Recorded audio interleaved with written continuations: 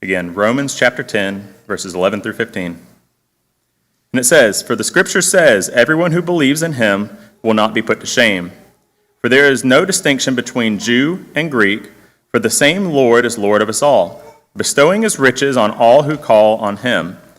For everyone who calls on the name of the Lord will be saved. How then will they call on him in whom they have not believed? And how are they to believe in him on whom they have never heard? And how are they to hear without someone preaching? And how are they to preach unless they are sent? As it is written, how beautiful are the feet of those who preach the good news."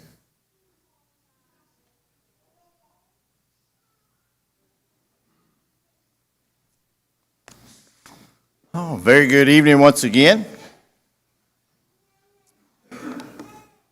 Tonight we're going to have a special presentation, and we're going to be giving you an update about the Margaret Street Church of Christ Evangelism Ministry.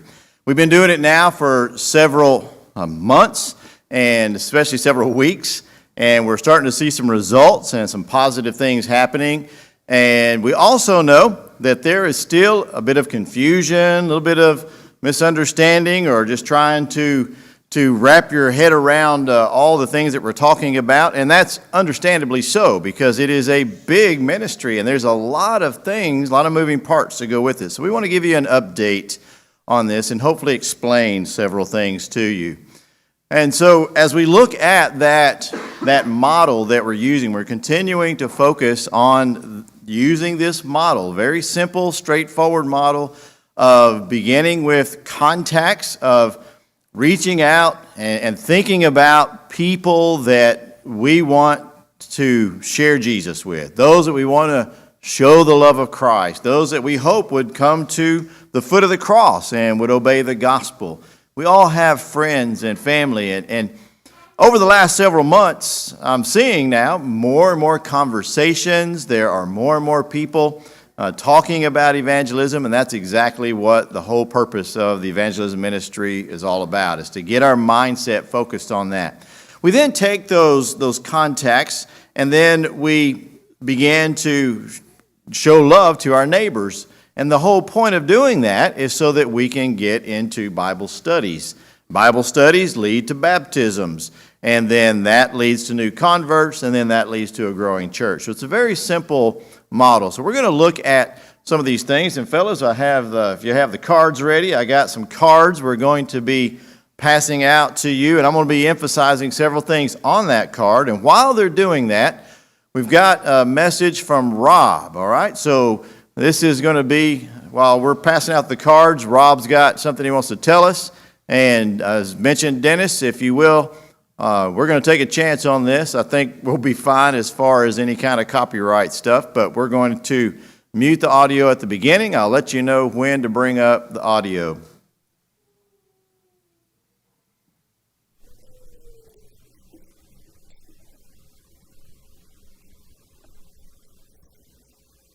All right, you should be able to bring up the audio now.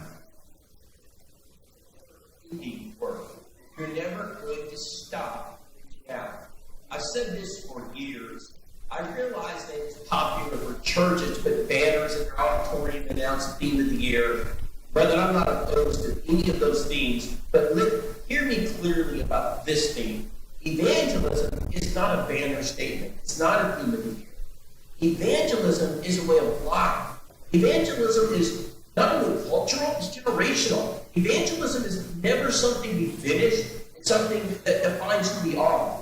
You see, Jesus came to seek and save the lost. That's who he was. It wasn't a part of his ministry. It wasn't the main part of his ministry. Rather, it was his ministry.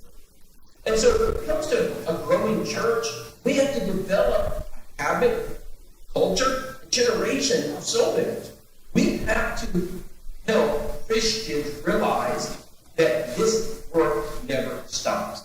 That we're going to continue to train you. We're going to continue to emphasize it from the pulpit. We're going to continue to ask for contacts. We're going to continue to send out prospecting measures, whether meals or cards or various other acts of kindness. We're going to continue to build up our base of those who are willing and good at doing Bible studies and want to do it. We're going to continue to work with new converts. What about evangelism ceases? Sometimes elders ask me, how long is this going to take? My answer is a lifetime. Now I realize they want to know how long it would take to set up the model. You can do that within a matter of months to certainly under a year, but this never stops because we're talking about a lifetime. We're talking about the purpose of who we are. The Great Commission is a mission statement. Every job business. Walmart has a mission statement. Hallmark has a mission statement. Christianity has a mission statement. That mission statement is one soul at a time. Brother, we're not going to reverse the trend of the decline of the Church of Christ overnight. I know it's a big kingdom. There are a lot of people in this country. We ask, how can we, as Christians, help the Church of Christ reverse the trend and begin to grow one soul at a time? Rather than just do your part. If every Church of Christ would practice congregational evangelism and we would all do our part, I have no doubt the church would grow. And my goal, I hope I can see that again in my lifetime, that the Church of Christ can reverse the trend and we can grow. It's not going to be all of a sudden. It's going to be over time, one soul at a time, that our churches will start to grow. No, it's not an accident that we pick what we call the 10% metric for churches. Again, you have 50 members and 5 baptisms a year. Now, if you have 5 baptisms the first year, now you're 55. You have 5 baptisms the second year, okay, now you're 60. Or 10% of 66, now you have 6 baptisms, now you're 66. So in 3 years, you went from 50 to 66. Brethren, that's growth. That's why we use that metric. Now, again, you won't see that in 1 week, 1 month, but over time, the church can achieve growth. It's sustainable growth. It's not just a quick hit. It's a lifestyle culture that's developed in your church. So we want to encourage you, do not run like a thoroughbred. We want to encourage you to pace yourself, kind of like the tortoise and the hare. Let's make sure that we don't give up, we don't quit, we don't start out really fast out of the gate, and then back off, and then just quit. You know, there was a congregation last year, and I haven't talked to Luke Puckett about announcing this, but I don't think he'd mind. Luke Puckett's Coldwater Church of Christ in Kentucky, near Murray, Kentucky, and that church has worked so hard. I mean, last year, you know, the tornado went through there. We sent relief efforts. They really, really worked through the community, trying to find the few from the many. They worked extremely hard. They served the seed. They prospected. They did not get the results that we hoped that they would get, that we wanted them to get. It's not surprising. I mean, Noah preached for a long time and didn't get a lot of results. He saved his family. So Jesus, he preached, to crowds of thousands, and at the very end, there weren't many. So the Bible tells us in Matthew 22:14, many are called, few are chosen. We understand that. Here's the point I want to make about Luke Puckett. They didn't give up. So this year, once again, they went out, they started prospecting, they started reaching out to the lost in their community. You know what's happened? They are baptizing people this year. If I'm not mistaken, they've had 3 or 4 baptisms already this year. They're not giving up. I love the Puckett family because they realize that evangelism is not just a one-time act. It is a lifestyle. It is something that the congregation must do, and we must do till Jesus comes. Growing churches develop a culture of evangelism. Permeates through everything they do. I hope this message will encourage you this morning. I hope it will help you understand the nature of the work we do. May God bless all those congregations who are focusing on the mission of Christ. All right, so that's the first main message I want to get across, is that this is not just another program. Over the years, we've had many different programs that some are still continuing today, some have come and gone, some started off with a bang and then fizzled out, some of them went for a while, and this is not a program. This is a ministry, and it's a ministry that is going to continue. We're not going to stop this. I'm still going to be talking about evangelism if the Lord allows me to stay here, if the eldership allows me to stay here for years to come.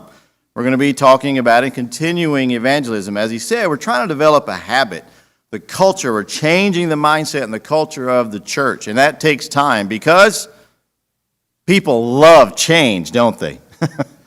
Most people don't like change, and so it takes a little bit. So that's why we want to give you this update and want to show you what we're doing. So we're looking at this card, and I'm going to go a little bit out of order. I want to start with the prime objective of why we're doing this. The reason that we're doing this, obviously, is because evangelism is the purpose of the church. The church exists for the saved, but the saved have a commission. It is Jesus' commandment to go out and seek and save the lost. And sometimes we get too comfortable in that and in the pews and just in our church lifestyle. And we forget that we need to be seeking and saving the lost. God is going to hold us accountable for that. So this ministry helps us with that. And the overall arching thing of what we're talking about tonight is everyone has a place, and we'll emphasize that more. We understand that evangelism is uncomfortable. And so many of you are new to it. And so some of you are like, well, I don't want to embarrass I don't want to be embarrassed. I don't want to embarrass my neighbor. We understand, and it will take time, but you will learn as we continue to move that God is working, God gives increase, and no, it doesn't always go the way we want it to, but a lot of the time it does. And when it does, another soul is added to the church, and that's what it's all about.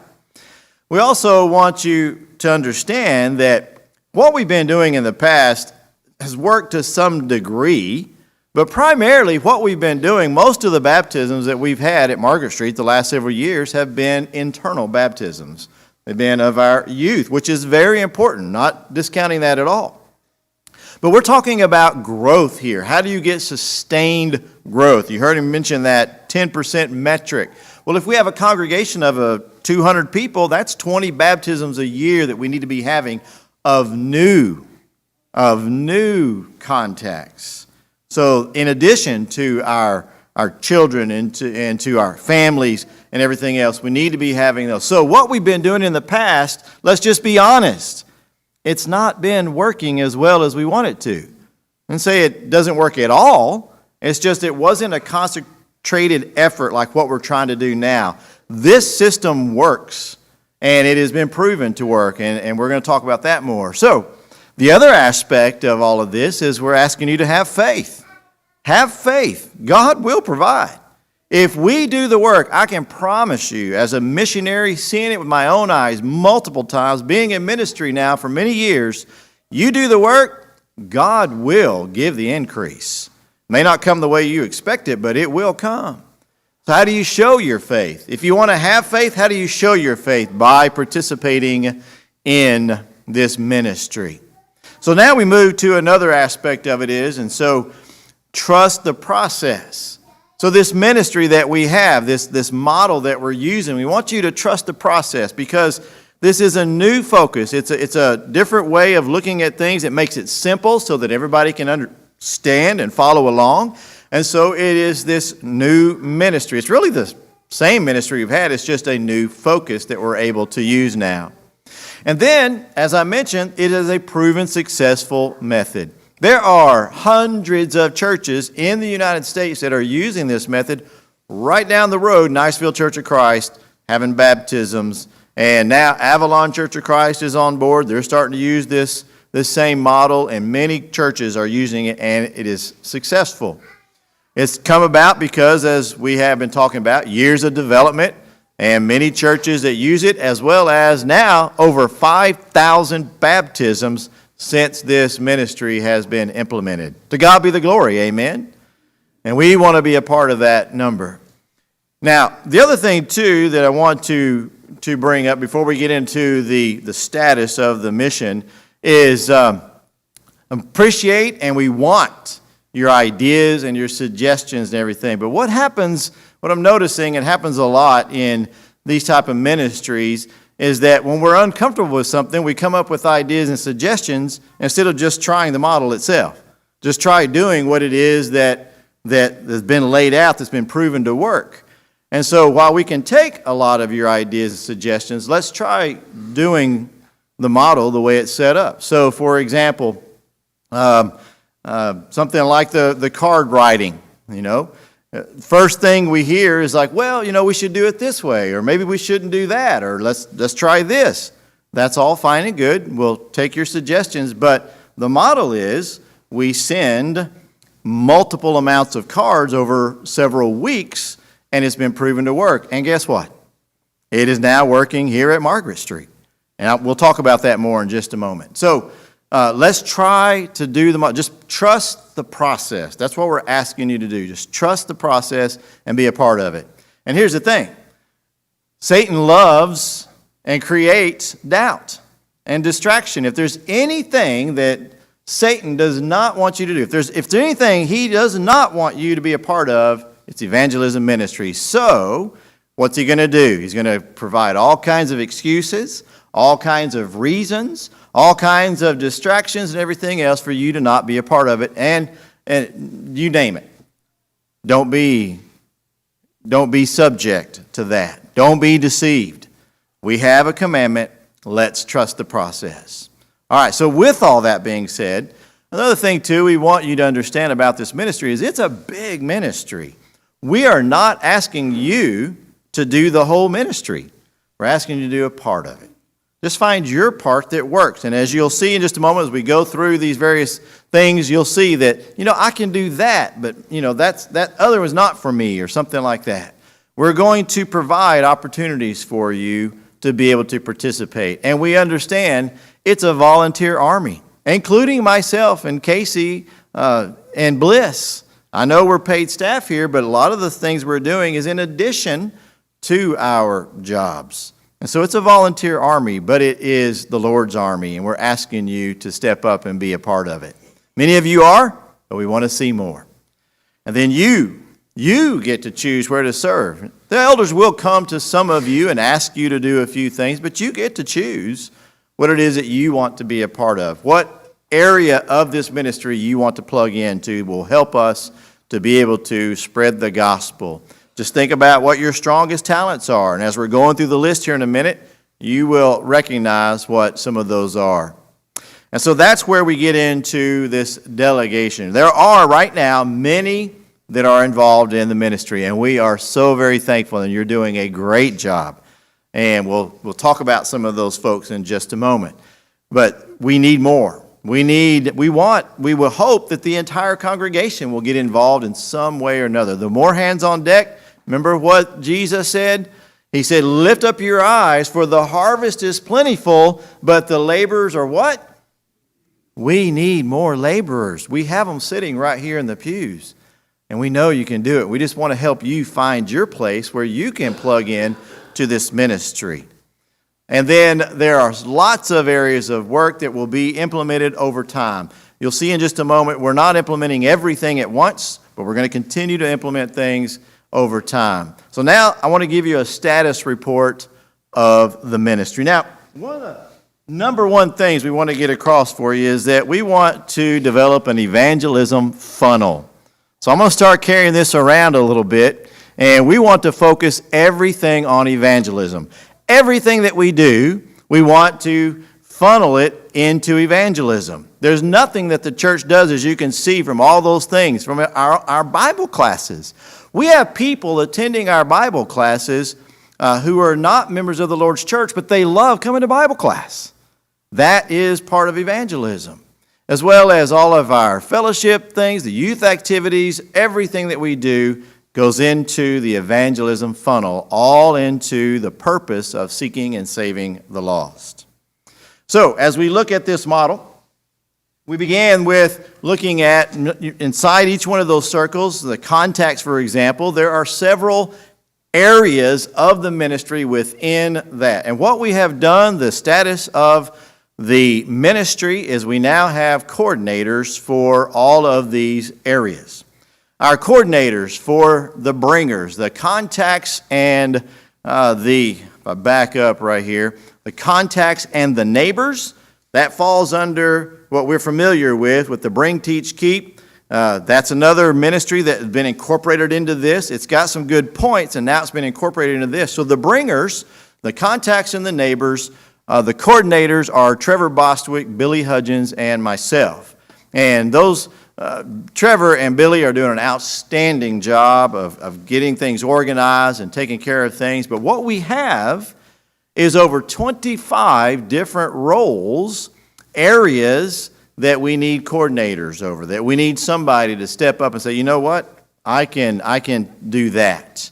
And as I mentioned, as you can see on the screen there's a whole bunch of things, but we are not implementing all of them at once. We're taking our time and getting our feet wet and learning what works, and then we'll continue to implement. For example, target lists. We have our contacts, and these are simply people that we're loving on, and you just need to keep up with who it is that you're talking to, who it is that we're loving on. We keep notes of like somebody has gone to visit this person, someone else has come to visit here, and we're just simply making sure that no one falls through the cracks of these precious souls that we're reaching out to.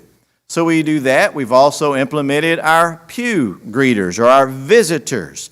Several of you are now involved in the pew greeters, and it's a wonderful program. And what's happening is that we have people, we now have gift bags. Are y'all seeing people walking around with the gift bags? And so we have visitors that come in, and our pew greeters will come into and talk to those visitors who are sitting in the pews and give them a gift and get their information and let them know, hey, we want to love on you. Guess what? I'm not sure if he's here tonight, but Mike Stevens. Did y'all see or talk with Mike Stevens this morning? Mike Stevens is one of those who was greeted by the pew greeters.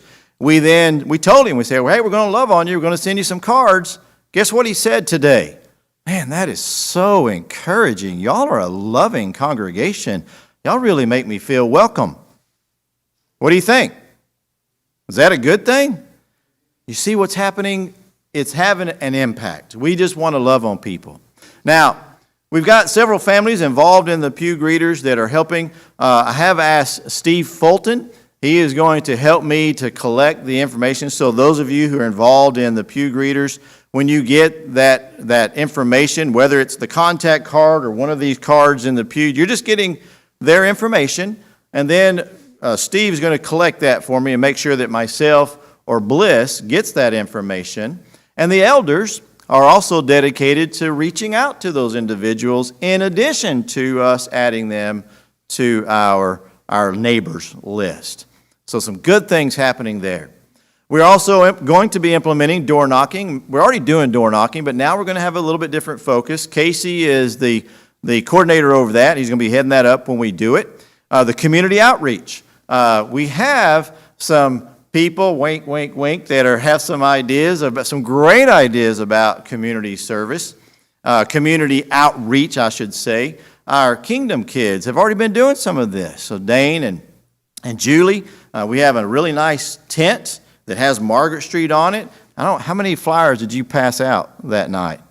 Hundreds of flyers. And if you haven't heard Julie's ideas of what she has for more community outreach, she's got some great ideas. Really, really good things. And we did the parade and stuff. So see, just using things like that to generate contacts and let the community know and stuff. And so we do need someone to be a coordinator for that. So if that is something you'd be interested in, then let me or the elders know. We already have congregational activities, but this is the great thing, what we were talking about changing the mindset and the culture. It was already part of Jeff Scott, who is our deacon of fellowship. It was already on his mind. It's like we need to be evangelizing more. Now he has a more direct focus of how to do this and has some good ideas himself, as well as some things that we're planning to be able to use our events that we have, our congregational activities, in the form of evangelism. It's all about changing the culture. Going back real quick with the contacts, and so talking about contacts, that's what this accountability board is for. We are now actually have 51 contacts that have been given to us. So we are regularly receiving contacts, some through visitors, some through different reasons that many of you are given. So we get cards where it says, hey, this person is hurting. This person needs some encouragement. This is my neighbor. I think they would really, really appreciate, those cards. There's all kinds of reasons. And so we're starting to see now every week we're receiving contacts. And so again, you see this culture that is changing, and that's what we want. And then we get into compassion cards. This is another ministry that we have implemented here at Margaret Street that is working real well. We have several people who have received these cards. Let's just be perfectly blunt across the board as far as that. We have sent some cards to some people that have said they don't want the cards. We stopped sending the cards. But the majority of people that have received them are even sending cards to us now, thanking us for the cards. Andrea and I went and visited one of those that have been receiving the cards, and they were very thankful for it. And I know others, like your brother has mentioned, that he's been thankful to the encouragement received. And so it's having an impact. It works. And what we have is a rotation. So Trevor and Billy, myself, and now Philip Lester is also going to be involved in this. So we have 4 weeks, 4 Sundays, first, second, third, and fourth Sunday, where we have a coordinator, and then we have a team. Many of you have signed up for one of those teams. It's real simple. For those of you who have been doing it, it's pretty simple, isn't it? You just go in, you write a card. And one of the things we want to bring you up to speed on is you don't have to write a book. Many are saying, well, I don't know what to write, and I got so much to say. All you have to say is, hey, just a card of encouragement. We're praying for you. We love you, or something along, just real simple. And then that's going to have an impact on that person's life. So card writing, maybe you could be one of the teammates. So please, there are still sign-up sheets out there. We would love to have you to be in one of these rotations once a month. You come and write cards. That's pretty simple, isn't it? So we're asking you to be a part of that. We need more card writers. We need more help there. And we've got it all organized. Things are getting better all the time. And so please be a part of that. And as you can see from our accountability board, we have sent 471 cards so far. That's not counting the ones that we wrote tonight. And so that number just keeps going up and keeps going up. All of these are proportional. That number is proportional to that number as well as the visitor number. So those are all proportional, and then that's what leads to their neighbors. That's the people that we're loving on. We're currently and have loved on 24 different people. I was talking about compassion cards. I forgot I had this slide. The way this works, just so once more, so everybody understands, it's a rotation. There's forward card preppers, people who prepare the cards beforehand. We need some more help with that too, if you would like to be one of those that helps prepare the cards. And then we are going to love on about 5 to 8 neighbors. So it's real simple. It doesn't take that long. Most people come about 5:30 and they're done by 10 till 6, just in time to come in to worship. Takes about 30 to 35 minutes, just writing a simple note. And there's a new neighbors list each time. So each time you come in your rotation, there'll be new people we're sending to. So they go through a 3-week cycle, and then we move into, which I'll talk about in a minute, the transition, the visiting. So we have the compassion cards, and then we also have a ministry that we haven't organized completely yet, but the meals ministry, where we already do this. We've got several people who are signing up and helping in those meal trains and things like that. We just need to get a little bit more organized and plugged into the ministry. We need a coordinator for that. So if that's something that you are interested in, come talk to us, and we'll get that plugged into the ministry so that make sure that we are reaching these people. And then once we have loved on someone for several weeks or done some things for them, whether it be meals or benevolence or those different things that we're doing, then it comes time for the transition visit. So once again, with our list, we have a list of those that we have loved on, so now it's time to go visit them. And we are just now starting this process. And what's happening, we've got some who are continuing to come and visit here at Margaret Street. We've got some who we've talked to who said they're going to come visit. But we've got several that we need to go visit. Now, some of these are also some of wayward members that have been part of Margaret Street. So we're even trying to reach out to them and love on them, and the elders are talking to those brethren. And so we need more help. One of the things that we want to do, which will incorporate the teachers, is we hope that the teachers will be involved in this part of it, could go along with one of the elders or myself And that way we can try to get these Bible studies set up, because the whole purpose of loving on someone and then having this transition visit is to get them into Bible studies. All right?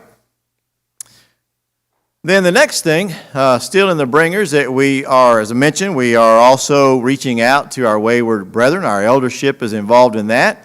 Dennis Madwell has been over the pantry now for quite some time, and he has revamped the benevolence there, the pantry, to be more evangelistic focused, and so even that is having an impact. We have right now several sources of digital media, but we need some help with that. We need a coordinator who can help us make posts and keep up with what's happening on social media. So some of you young people, if you're really good at that, we would love to have you come be a coordinator with and help us with this so that we can get some posts out and keep that presence out, because that might produce a contact that will then turn into a neighbor who would then turn into a Bible study. Jack Davis is currently helping us with this. He's been for several years been editing our YouTube channel. So we have several other things that we need help with. And then we have this accountability board. You notice these numbers keep changing each week. That's what we want to happen. We especially want to see this number continue to go up, but that number won't go up until all these other numbers keep going up. We need somebody who might be interested in helping us with that, keeping up with all the different Bible studies and contacts we're receiving and stuff, and help us to change the numbers and keep on top of that. So there's something that we also need a coordinator for. I'm calling them coordinators. It's helpers. They're part of the ministry. Now we move into the teachers. The teachers also have a pair of coordinators. Philip Lester and Alan Overton are overseeing the teachers, and what they're going to be doing is, as we get more of these neighbors and the transition visits, what we're praying is going to happen and will happen is we're going to start having more and more Bible studies. Well, we need coordinators to help us organize that. I know Josh wants to do all of the Bible studies, but Josh can only do so many Bible studies at a time, right, Josh? And so Josh needs help. So Mike's going to help out, and several other. Richard has got Bible study going right now, and so Alan and Philip are going to help organize that. So as we get a new prospect, a new neighbor that wants to do a Bible study, then Alan or Philip will then coordinate that, get somebody plugged in with that. We have 14 men and 4 women that have agreed to be our teachers in these Bible studies. We also, as you know, have the evangelism table. This is another part of the ministry, and Lisa Webb has been overseeing that for us and making sure that remains stocked. So if you want to have a Bible study or give some material to your neighbor or somebody, we have that material there available to you. In the baptisms, so we also need to be prepared. We do have a ministry where we have the garments that are being taken care of, but we also need help with making sure that every baptism is fully followed through, that they're getting their certificate, that they are receiving a Bible, and that the congregation recognizes them. So make sure we're getting it videotaped. In fact, we've got some plans. We're hoping to install a camera up here that one will be used for, like when Scott does his presentations from Italy, he'll be able to see the congregation, but then we can use it also to record the baptisms and video the baptisms. So making sure the congregation sees them. But we need some help with that.